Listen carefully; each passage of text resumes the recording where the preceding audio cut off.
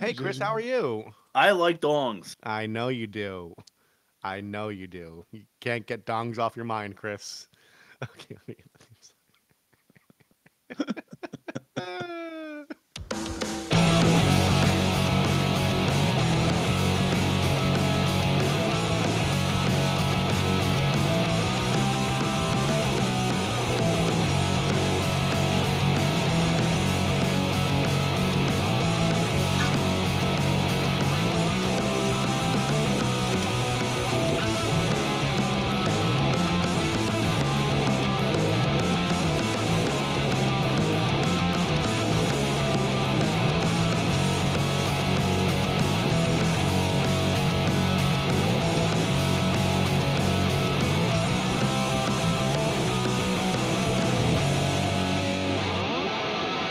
Hello, and welcome to the worst movie ever made, an experimental movie podcast with one thing in mind: to find the worst movie ever made. I'm your host, Chris Ochman. Joined with me are my two co-hosts and fellow mad scientists, Rob Scucci and Bob Hassick. Hey guys, how are you, and why are we doing this? hey, Chris. Hey, Chris. Wait a minute, Uh, Chris. It sounds like you're under sedation. yeah, you know why? Do you know why I'm under sedation? And why is Be- that? because I like dongs. he just had to. Chris isn't here today, guys. Believe it or not, that was actually me, Rob, the other host of the show, and joined with me is Bob. How you doing, Bob? Hey, I'm doing okay. I'm not in the middle of surgery, thank goodness.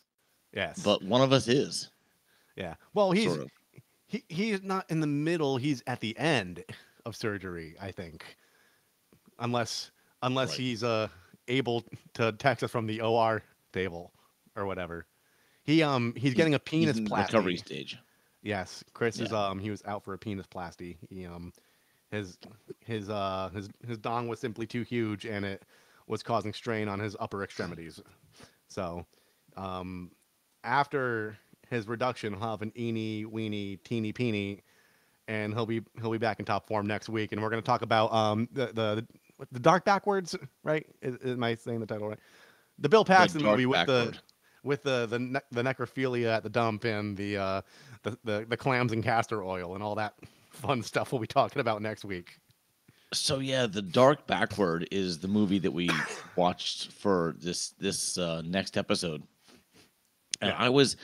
I was in high school, I think, when this came out, and I remember it being a big cult favorite of my friends, and I watched it back then. Yeah. Um, I wanna say I don't even remember how I saw it. I think it was VHS, like a rental, Yeah. and didn't quite understand what I was watching, and then rewatched it again over the summer just this past year, and was just Yeah. very disturbed by it. Yeah. But I didn't think it was a worse movie until you mentioned it, Rob. Yeah. And then I rewatched it again critically and was just I don't know. You have to tune in to find out. Yeah. And like for context, I write in like entertainment news, for one of my gigs, and I pitch a lot of op-eds, like, movies I watch and that I want to talk about, and I could do opinion pieces and stuff. But there's also a queue of just like things that are available, and we have to do like a quick rundown. Like, here's who stars in the movie, here's how it was received, and this is one of the movies I did not watch. I was just doing research and writing about it, and then midway through my article, I stepped away from my computer and texted you guys. I'm like, we need to do this for the podcast because it sounds fucking terrible. And indeed it was. It's got to give it to Bill Paxton though. Commits to the bit. He really does. Oh, Bill Paxton, Yeah. God bless his soul, and rest in peace, Bill Paxton, Yeah. because you are a committed actor He who is. just wants to. You just want to portray a part to its extreme, and And he that's what I'm does. gonna have to say. You'll have to tune in to hear some of his just Yeah. insane clips, especially the YouTube audience. You will have to just. I'm sure if you haven't watched this, it's on Tubi, right? Yeah, it's on Tubi. Yeah, you will have to tune into this on Tubi. You will not be disappointed, even if you don't like the movie. You still will be just blown away by its sheer volume. If Yeah. that And makes any sense. one of the things I do personally, and we all do for the podcast, is like I don't look for high art when I'm watching movies. I want to be entertained, and I just want to be like, that happened. And it's that endless quest of just looking for things that make you uncomfortable that are an escape from life. And it's definitely up there. This week we are going to be doing a little longer version of it's gonna be a relaxed fit episode, but we're gonna do a what we're watching, what Bob and I are watching, what we've watched over the past week or month that we don't get to talk about on the regular show. That hopefully makes us seem like more seasoned film critics, because when we do bad movie after bad movie every week, um you know it may make the audience question the validity of our claims. But this way we could be a little more authoritative and be like, we actually watched some other stuff that's not Ray Milan in Frogs. And with that, I'm going to pass it to you, Bob, because I believe you watched one of his better movies. So we can get into that real quick. Okay, I will start with the Ray Milland Redemption. Yes. So, if you're a listener to our show, you will know that 2 episodes deep, at least, we watched two movies with Ray Milland, Frogs, and The Thing with Two Heads, Yes. and both of which were 70s, I'll say, exploitation. One was kind of like a horror type movie, like a kind of like a disaster type movie. What was it called? Eco horror. It was Eco called. horror is And that was Frogs. And then the Thing with Two Heads was kind of a black exploitation movie. yeah, horror And comedy, I guess you call it. Yeah. Both starred Ray Milland, who apparently won the Best Actor for Oscar nomination winner in 1945-46 for a movie called The Lost Weekend. Now, The Lost Weekend was based on a novel by someone who Rob might remember his name. I don't remember his name. Charles R. Jackson. Yes. Okay. So Charles Jackson. So he wrote this story about an alcoholic who was an author who in the movie he was a struggling author. He never quite got anything off the ground. Yeah. And he was living with his brother, and had a supportive, I'll say, female lead. I'm not sure what she was in the movie. She wasn't a girlfriend. She wasn't a wife. She I think wasn't it was a sibling. sister-in-law, but it might have been the sister-in-law in the book. But it's been so long since. Okay. Yeah. Okay. In the book, it could have been a sister-in-law. Definitely was not a relative in the movie, but it was definitely a supportive female lead who believed in him. And the movie is basically just him spiraling into an alcoholic. I don't It's know like a what you wanna bender. It's like a call it. week-long bender or a month-long bender, I think, right? It was a weekend. It was a weekend-long bender of just him desperately seeking out alcohol and achieving alcohol during his weekend. And Yeah, it's the basically, lost weekend, not the lost week-long bender. right. And it was almost, and so he ultimately decided to off himself in the movie. Okay. But the female lead comes back to find out that he had decided to off himself, and I want to say you have to just watch it to find out what happens, because it's that gripping of a movie. It's really well done. So He's really good. The movie's really good. It's black and white. It's noir. I think it's really good. So in the book, I don't know if the scene's in the movie, but he's like got like the DTs. He's like severe withdrawal, and he decides to grab his like typewriter, which like I have a Remington like 26 typewriter, weighs like 50 pounds. And he decides to like put it in its satchel and like walk it like miles to the pawn shop so he could sell it. And then he realizes it's fucking Sunday, and he's just like, no. Yes, Because the pawn that's shop's exactly not right. open. Oh man, I'm gonna have to watch that. I guess we'll go back and forth. So guess what I watched this weekend, Bob? I have no idea. Well, I watched several things, but for the first time ever, and this may come as a surprise to you, I watched Vampire's Kiss with Nicolas Cage. Oh, okay. I've never seen it. It's like as big of a Nicolas Cage fan as he has so many fucking movies, and like I've at this point I've probably seen about 90 of them, but I never saw Vampire's Kiss, which is like when he was having that meme resurgence in like the early 2010s with all the Nicolas Cage freakout compilations, most of that was sourced from Vampire's Kiss. Um, it's basically a proto version of American Psycho. He's an affluent, lonely, increasingly isolated literary agent who's completely insufferable in his day to day life, complete yuppie, and he basically has a bunch of one night stands, and he gets bitten by what he thinks is a vampire, and then he's increasingly convinced that he's becoming a vampire, even Oh, though even though the movie takes place mostly in the daylight.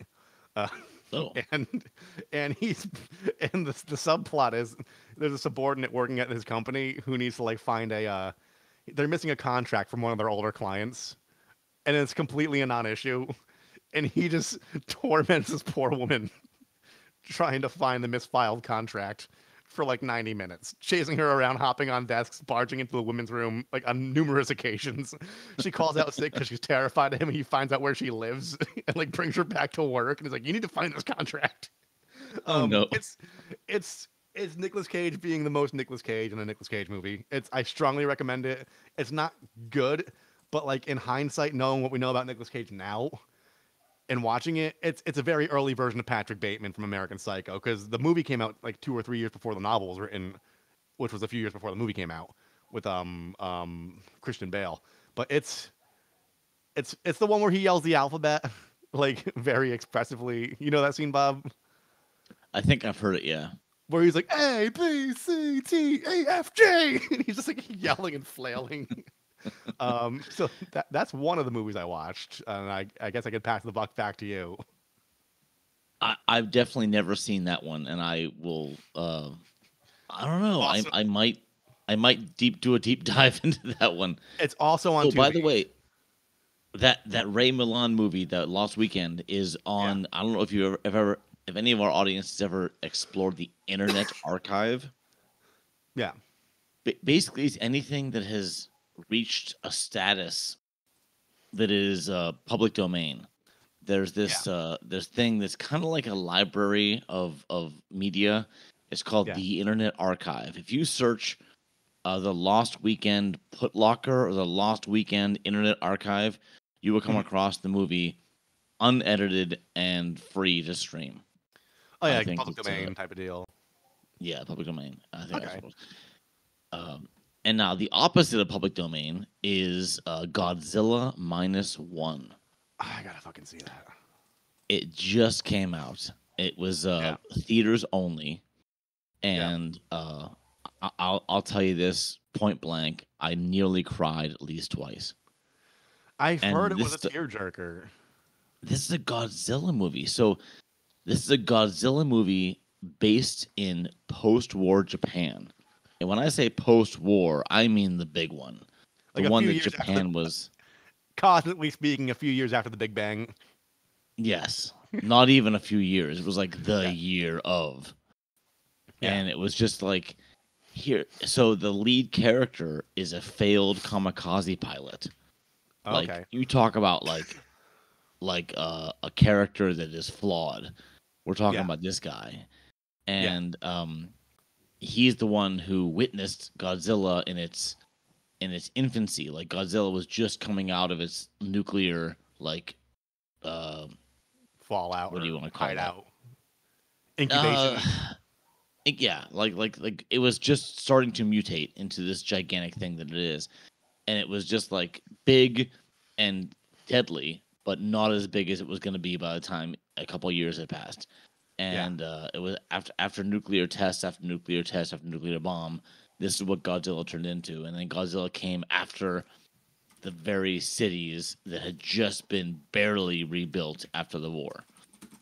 yeah. And it was like so. You ask Chris. I don't like Independence Day, the movie. This Oh had yeah, a better feeling of let's come together and destroy the common enemy than Independence Day ever could hope to have. yeah. Okay. Let's say that. Minus one. I'm just writing down all the I titles. loved it. Godzilla minus one. Okay, so my turn, I guess. So, I don't really like films. I really love the Blair Witch when I talked about that a few weeks ago. I think for the time and place it came out and its marketing, it was like a mwah, like chef's kiss of like a. Yeah. You can kind of believe it happened the way they established the lore around the development of the film. And by happenstance, because I watched Blair Witch on a streaming platform, I was directed towards another found footage movie called The Taking of Deborah Logan. It came out in 2019, I think. I'm not gonna like slow down the pace by opening up a tab and looking it up, but 2019 or 2018, and it's a found footage horror movie about very similar beginning to the Blair Witch Project. It's a documentary filmmaker. She's doing her senior thesis. She has two friends with the cameras showing up to this woman's house. Now Deborah Logan is in a rapidly deteriorating state of Alzheimer's. So she's got dementia. They set up cameras all around the house, and they're documenting. The whole point is to document like what the illness does to you, how it affects your family. And her behavior becomes increasingly erratic, but it's in line with like what Alzheimer's does. Like, you forget where you are. You think like your family members are like antagonists in your life, and you can act aggressively in certain instances. And all those beats are happening, but they start realizing like shit. This video of her at night walking into the kitchen, the timestamps are in line, but like she's standing on the ground, next thing she's standing on the counter, and there's possession at play. Okay. And meanwhile, like she was an affluent like a business tycoon. She had like a switchboard operating service like way back in the day, and like one phone line that's in the disconnected switchboard in her attic that she still has is ringing, and it's coming from somebody, which I don't want to spoil it if you want to watch it, but like basically there's a sinister, nefarious things at play. So it's really disorienting, but it's really well done because you don't know what's her dementia as the crew sees it and what's actually the demonic possession. And it's really fucked up. It was only released online. It never had a theatrical release, but it's got like a 98 on Rotten Tomatoes. It's it'll make you feel uncomfortable for at least a few days. But it's the lead actress, Jill Larson is the Deborah, and she does a really good job because she's playing somebody who has Alzheimer's convincingly, if you've ever been around somebody with dementia, but B, it's exacerbated by a demon. So like there's just layers of like her getting into this role that's like, how the fuck did she do that? And it's all found footage, so it's just like, or I use found footage in quotes because it's obviously a production, but right. It's convincing. I'll say that it's convincing, and I'm not sure what I want to watch first. I'm not sure if I want to watch that first or the other movie you recommended to me and Chris, which was the Come to Daddy movie. Oh my! I'll talk about your movie next, and I'll talk about Come to Daddy next because it's Well, those are the only two that I watched this week. Those are the only two that I watched this week. So I'm done with what I've been watching. Okay. But you have me intrigued because I watched the trailer, and I'm like, I've seen this trailer before, and I don't want to watch it any less than I did the first time I watched it. I would definitely want to watch that movie. Okay, so here's the thing with Come to Daddy. Here's the thing with Elijah Wood and Daniel Radcliffe. They both earned fuck you money when they were like teenagers. Because Elijah Wood had minor roles and he was on his way to prominence before Lord of the Rings, but like he started shooting Lord of the Rings, which he's best known for, in like when he was like 18, I think, 17 or 18, I think. And just like Daniel Radcliffe, who like made a fucking fortune doing all the Harry Potter films at a young age, they have the agency to just live their lives as they choose. And whenever a weird fucking movie comes along, they're like, I'm doing that. Daniel Radcliffe, I talked about previously in Swiss Army Man, where he's a farting, animated, walking, talking corpse that's used as a multi-purpose tool to assist somebody who's stranded on an island. Elijah Wood, by the same token, he was in a heist movie, a really bad heist movie, which I might bring up for a future episode, with Nicolas Cage called The Trust, where they're both like police officers trying to like get a big score. Not good at all. Fucking terrible. It makes Dog Eat Dog look like an Oscar contender. But Elijah Wood, apparently he has a penchant for B movies. And Come to Daddy plays out like a B movie, but with a with solid studio backing, if that makes sense. Like it's got good production value. It's not like you don't see like crappy ghosts on wires like you do like in some B movies. But the premise is he's like a young musician, spoiled brat, like rich kid, and he goes to Oregon to visit his father in like his remote, secluded, like beachside mansion, and you can't really. So the movie Psycho, right? How Yeah. they used to have disclaimers out before people went to see it because if they walked into the movie late, like the main character gets killed off in the first act, basically. Yes. So in line with that, without spoiling anything, you can't really talk about anything past the first act of this movie without there's so many twists and like spoils and like big reveals. You can't really get into the nitty gritty. But I will say this: he goes to meet his father. He learns his father has a troubled past. It goes from like estranged relatives trying to reconnect with one another to home invasion to heist, and it's incredibly violent, but all the weaponry is like with found weapons, like a barbecue fork or like a spool of saran wrap. Like just whatever you can get your hands on Jeez. to be violent with. It's like this shit's gonna go through someone's face. It's a fucking nightmare, but it's got like awkward humor that's on like the level of The Office, as far as like his exchanges with his father, and it's just like watch it. It's on Tubi. If you don't like violence, watch it at 1.5 speed. You'll get through it faster. It's a I'll tight say 90 minutes though. it, Yeah. it sounds like something Sam Raimi may have done It if he gives off wasn't that busy vibe. producing bad movies that we've seen in the past. Yeah. Who did come to Daddy? Yeah, Sam Raimi. What was the most recent bad movie he did? Was it Frogs? No, it wasn't Frogs. It was No, shoot, it was the fuck. last movie we watched. I don't remember these things past doing them because they Yeah, make I my know. brain smooth. Um, Exactly. It was the last bad movie we did that didn't win. It was a Sam Raimi produced movie let me that pull I'm up having a hard the time coming up with. Time Cop. It was our Was it Time Cop? it was our yes, it was Time Cop. Yes. You're right. Yeah, he executive produced it, I think. And Come Yes. to Daddy was directed by Ant Timpson. Turbo Kid, Deathgasm, and the Greasy Strangler is what he's most well known for. Okay. Um, yeah. So he's an up and comer, I think. But yeah, it's Elijah Wood at his fucking weirdest. It's on par with like any Daniel Radcliffe thing that he's done. And speaking of Daniel Radcliffe, when I was visiting my parents in Delaware and looking for op-ed pitches to pitch for work, I watched UHF and pitched that and reviewed that with Weird Al. So Oh, I love UHF. That was a favorite of mine growing up. Speaking of Elijah Wood, I think it was Elijah Wood. There's a movie called Cooties that I don't know if it's on Tubi or if it's just on Netflix, but it's called Cooties, okay, and it's about an elementary school that falls victim to a flesh-eating virus, or should I okay, say, a flesh-eating characteristic of a virus that is yeah, it comes from infected chicken nuggets at an elementary school, and all the okay, kids who eat them become flesh-eating zombies, and the entire staff of the elementary school becomes victim to these flesh-eating zombies.